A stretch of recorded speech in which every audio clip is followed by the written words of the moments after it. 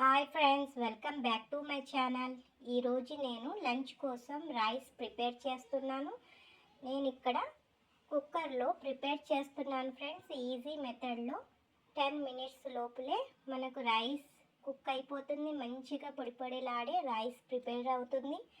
నేను 2 glasses of రైస్ని తీసుకున్నాను. దీన్ని మంచిగా వాష్ చేసుకుందాం.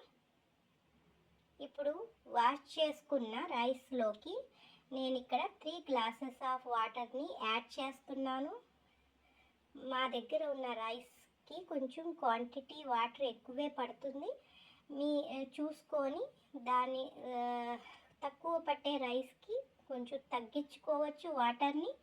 చూడండి ఫ్రెండ్స్, 3 గ్లాసెస్ ఆఫ్ వాటర్ని నేను యాడ్ చేసుకొని ఇప్పుడు ఇందులో 1 టీ స్పూన్ సాల్ట్ని మిక్స్ చేసుకుందాం.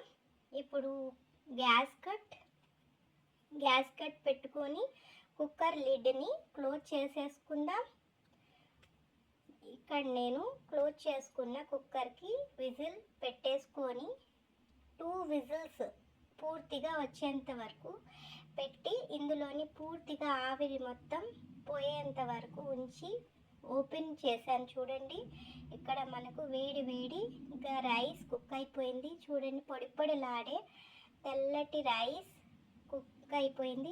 10 మినిట్స్ లోపలే మనకు రైస్ మొత్తం ఈజీగా ప్రిపేర్ చేసుకోవచ్చు. కొంచెం హడావిడి టైం లేనప్పుడు ఈ విధంగా కుక్కర్లో మంచిగా కుక్ అయిపోతుంది. ఈ ఈజీ మెథడ్ కనుక మీకు నచ్చినట్లయితే please like, share and subscribe to my channel. Thank you.